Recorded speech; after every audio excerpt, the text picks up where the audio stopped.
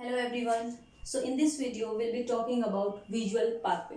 In last video we have covered how the photon is perceived at retina level by photoreceptors and that signal is transmitted to nerve impulse. In this video we'll be talking about how at retina level the nerve impulse which is generated by photoreceptors then transmitted till cortex. Okay. So visual pathway.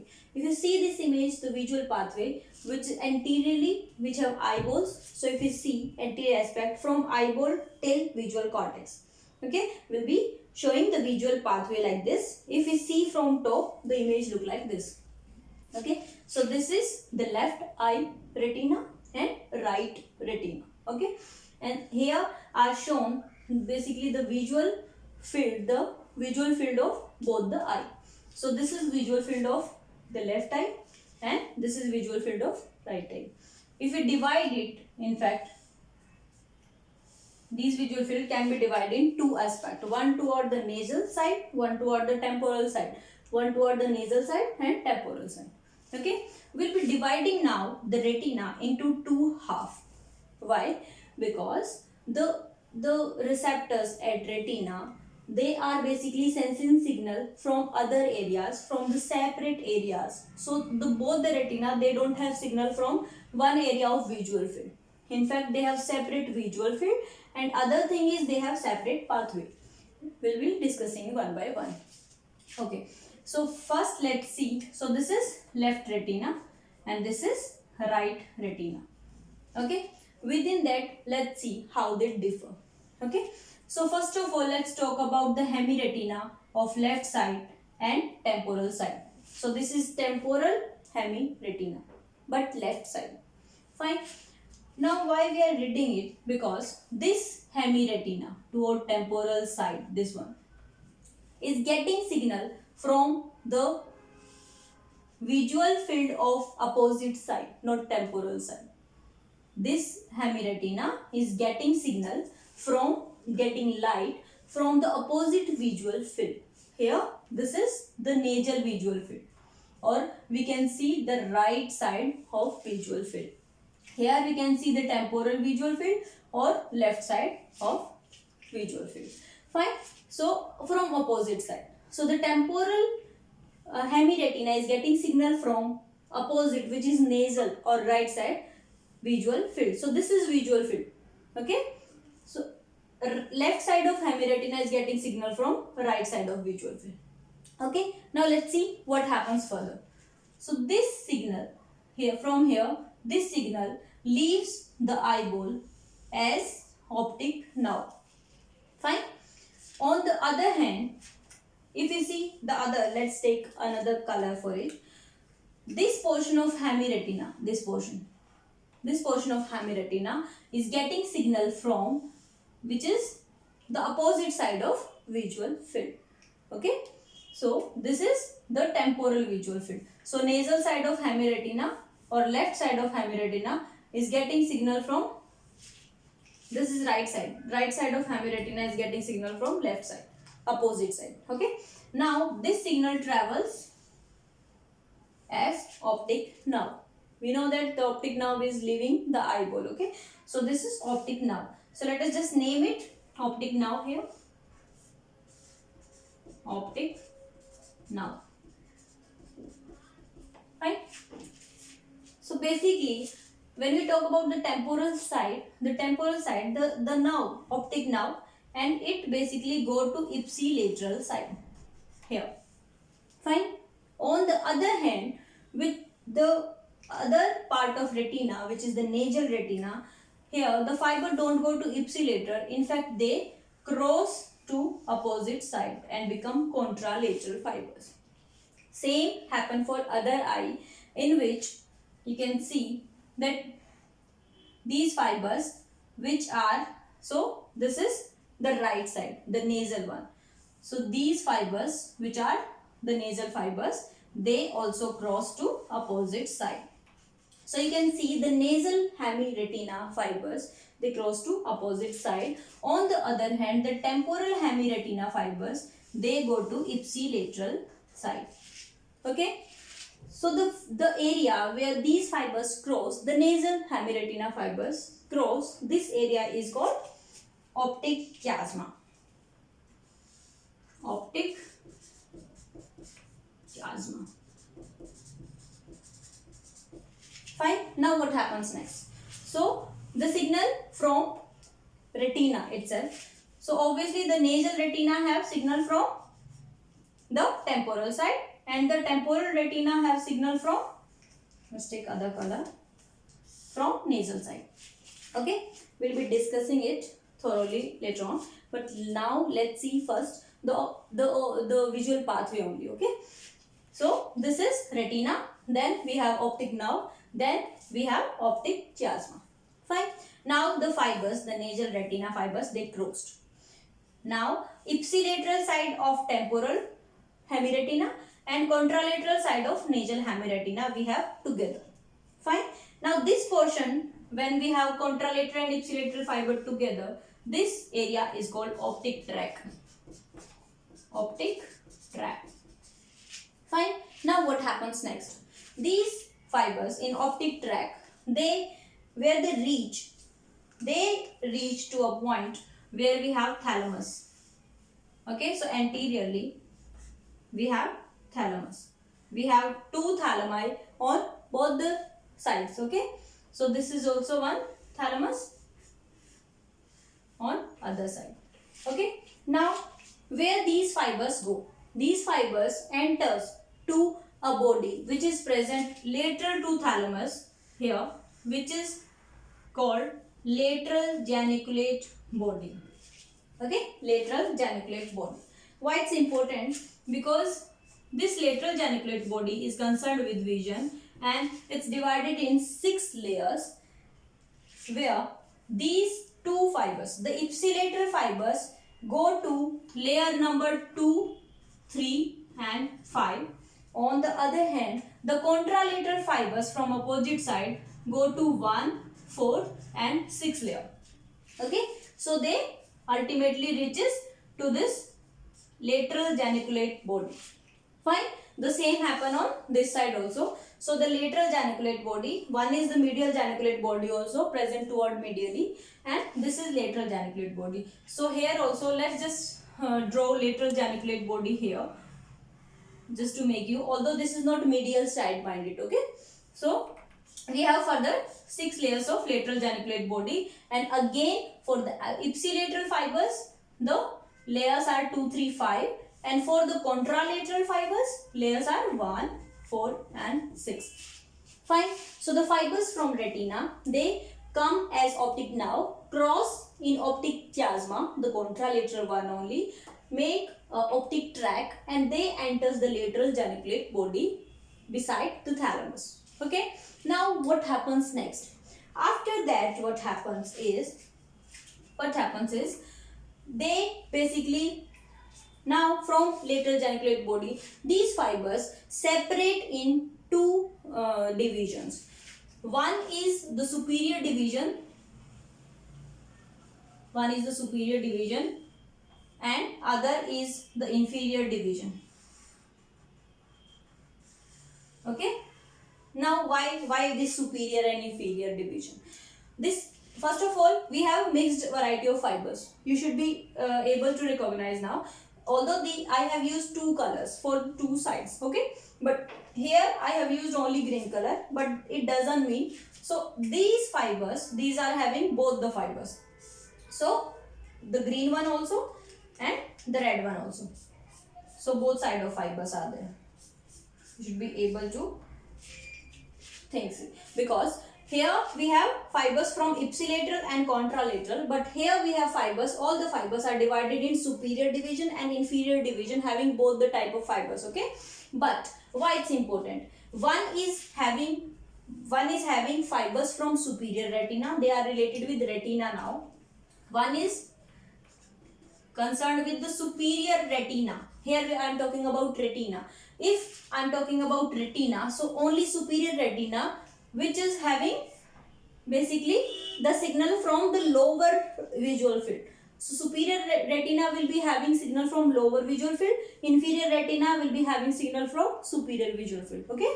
So this way we can relate it, but later on we'll be talking about this. Let's just have visual pathway now. So these fibers from lateral geniculate body, they divide in superior and inferior, and they crosses all the association cortices. Association cortices here can be temporal lobe or parietal lobe. Okay, so these are, this is lateral geniculate body, and these are the association areas. So they cross the association areas.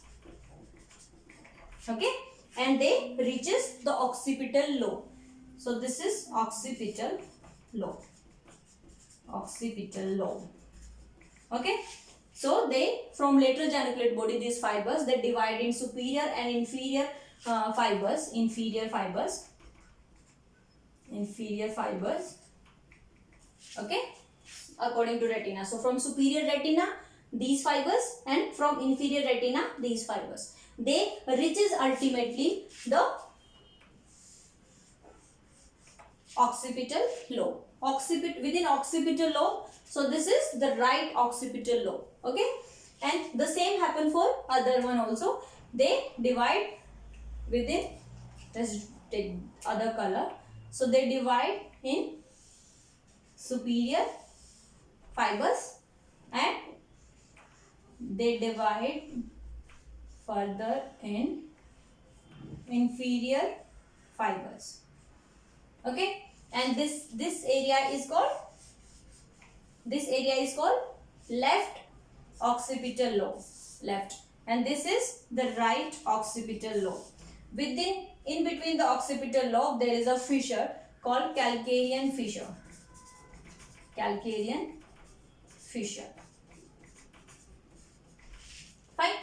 So let's just revise it. So from retina, the temporal side of retina go ipsilateral, and the nasal side of retina, they basically cross and go as contralateral fibers.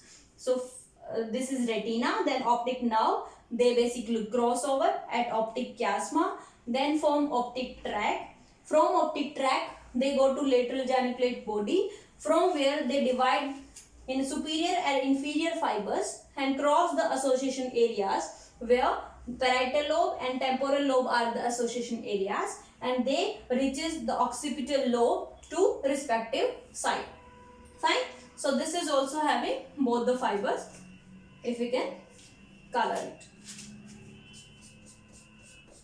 Okay. So one is inferior and other is superior. Okay. So if you have to just name the visual pathway, this is the series where we are going to this side. Okay. This is the visual pathway. Okay. Now we have talked about visual pathway, except one thing, that these fibers going to lateral geniculate body, only 10% fibers here go to midbrain, which is not relevant here, although these fibers are playing role in different reflexes like pupillary light reflex. We will be talking about it later in next video, but here we are concerned with only visual pathway. Now the most important thing in visual pathway is different lesions related to visual pathway. So if you know the visual pathway, you should be able to trace now different lesions. If along this visual pathway track, if we make a lesion or make a cut, what will be the symptom in patients? Even just seeing the symptoms, we should be able to recognize at which level the lesion is. Okay. Now let's just have a look on different lesions. If we have, what the patient can present. Fine. Now let us start from retina itself.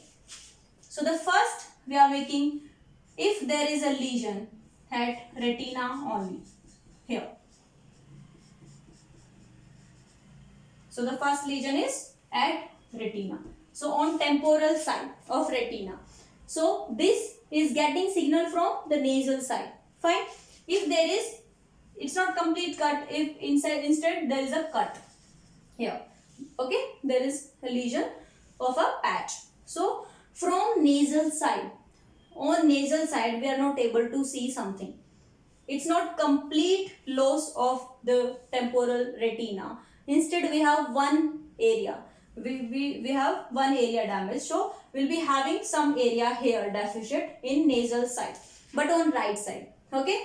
So the name of this, so what will be looking here? Let us just draw here both the eyeball. What will be the picture here?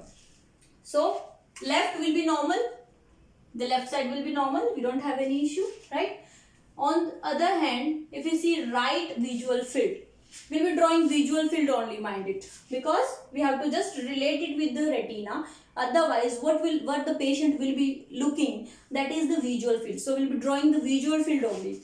Okay, so what on nasal side of right visual field, so on right visual field on nasal side we'll have some area deficient in vision, like this. So this thing is called, this disease is called right, as this is on right side, so right nasal scotoma. So such patch in visual field is called scotoma. Okay, and it's present on right side, that's why it's called right scotoma. On nasal side, that's why it's called right nasal scotoma. Okay, what happens next? If instead of here, if the lesion is present on optic nerve, here, if the lesion is present here in optic nerve on the same side, right side, let's just make it number 2. So what will be there? Right eye, the complete right eye visual field will be lost, right? So both the fibers will be lost, whether it's temporal or nasal, right? So what if we draw both the visual field? So it will be complete loss of the right side. Fine. So if we have to name it, it will be right anopia. Complete anopia. Fine. We are not able to see anything on right side. Fine. Now let's see the third. If we have some tumor or we have some carotid artery issue, aneurysm, which can basically compress the vessel at optic chiasma level. So if we have such lesion that only the ipsilateral fibers are pressed from both the sides here. If this is the third lesion, third number, let's just name it third. Okay, so what will happen? Let's trace it. So here the lesion will be ipsilateral. What that mean? Temporal retina will be affected. Temporal retina means nasal visual field will be affected. On the other hand, ipsilateral temporal retina and nasal visual field. So both the side nasal visual field will be affected, right? Now let's draw what will be called, how we'll see the visual field then. If these are visual field of both the eye, left and right, so both the nasal side will be affected here, both the nasal side. So this disease is called bilateral, binasal, and we are seeing half, only half is deficient, half visual field. So this is called hemianopia. Fine. So binasal hemianopia, binasal, if both the temporal retina are basically affected and both the nasal field are affected. Fine. Now let's see the next lesion, which is the fourth lesion. What if we have some pituitary tumor and only the crossed over fibers are affected? These two fibers are intact, but only the crossed one are affected. Now can you trace it? So only crossed over means nasal hemiretina are affected, and which are getting signal from the temporal hemiretina and temporal hemiretina. So both the side temporal hemiretina will be, temporal visual field are affected. Now let's see what can happen then. If you draw the visual field here, if we have lesion here, the fourth number lesion, so we'll be having deficient bilateral nasal hemiretina and temporal visual field. So both the side temporal visual field. Fine. So this is this one temporal.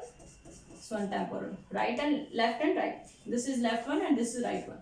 So the name of this presentation is basically bitemporal. Both the side temporal, right? Bitemporal, and as it's hemianopia again, so bitemporal hemianopia.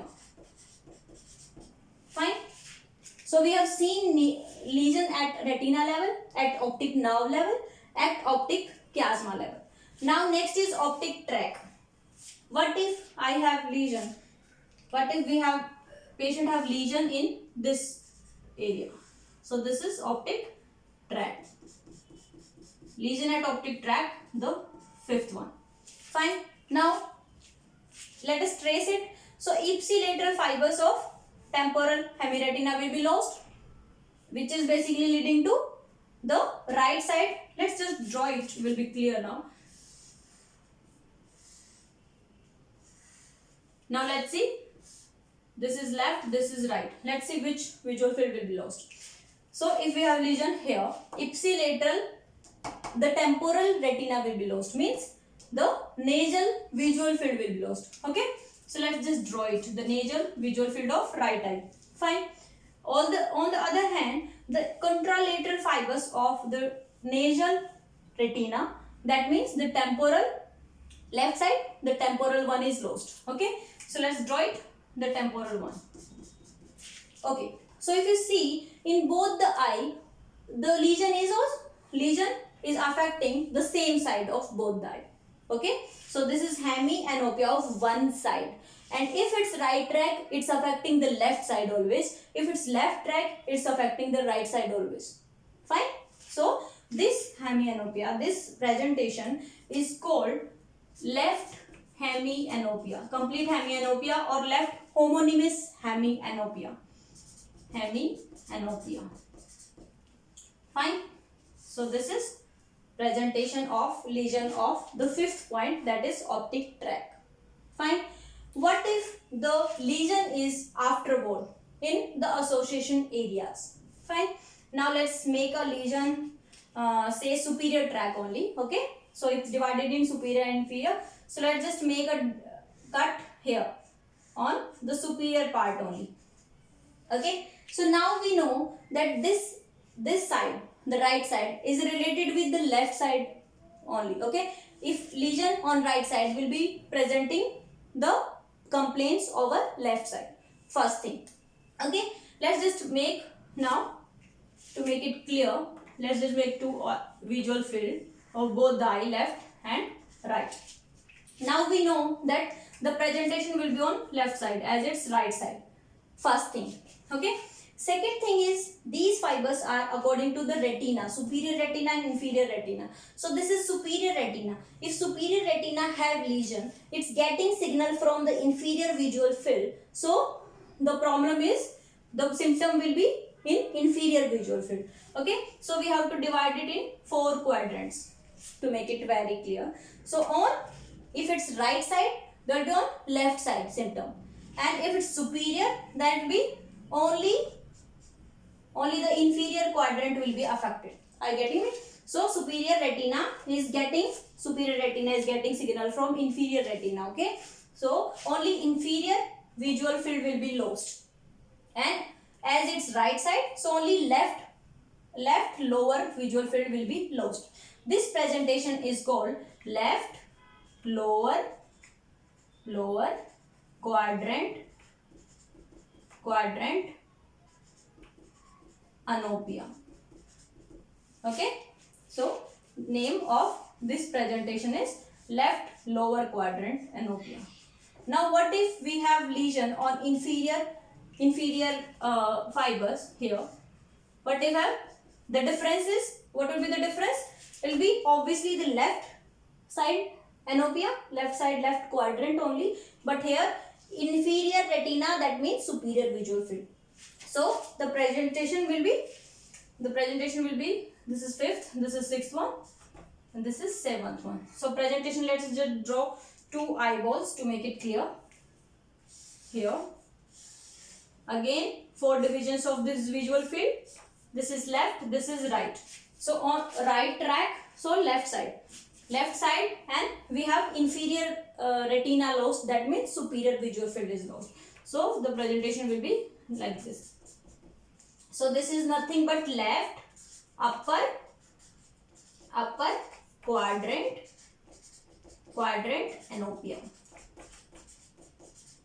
So only one quadrant anopia will be there, and on one side, which is the opposite side of the respective tract. Okay, now we have seen visual field. We have seen lesion at this one. What if at, so can you relate it with the other side also? Let's just see. So if we have the problem in superior tract only, again we have lesion at superior. So this is the left side. Okay, so we'll be having anopia on right side, right? For example, this was 7th. Let's see 8th. So on superior, so we'll be having inferior. On left side, we'll be having symptom on right side. So let's see. 2 eyeballs, 4 quadrants again, and on left side. This is on left side, so presentation will be on right side first of all. This is superior, so presentation will be inferior, like this. Fine. So this is called right lower quadrant anopia. Fine. If you have symptom at the inferior one, that means it will be on right side, and as it's inferior, so visual field superior. So this one superior and right side. Okay, and the name will be right, as it's right side, upper quadrant and anopia. Okay, fine. Now the left lesion, only one lesion is left. What if we have both superior and inferior, both tract are involved? What happens then? So this one, if both the superior and inferior tracts are involved, on which side? On right side. So this is right, so we know that this is right side, so left will be involved. Okay, but here presentation is bit different. If we draw this, if we draw 2 eyeballs here, the presentation is bit different. It will be affecting left side obviously. So the presentation is like this, like this. So left side will be lost, but this is having a central portion which is kind of overlapping by other area, so on other side. So there are some fibers which are overlapping with each other, that's why a central macular area is left. So if we have lesion at superior and inferior, we have a space like this having normal vision because of that overlapping and overlap blood supply. Fine. This presentation is called, obviously this is right presenting left, so this is left hemianopia, but with macular sparing. Fine.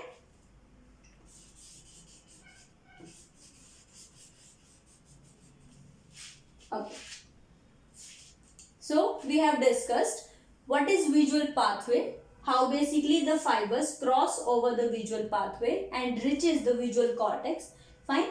And we have seen throughout this visual pathway at every level, what if we have different lesions, how patient will be presenting. Okay, so that's all about the visual pathway. Thanks for watching. Please subscribe to my channel if you like my videos. We'll be talking about next the pupillary reflex, which is left here as midbrain. Thank you so much.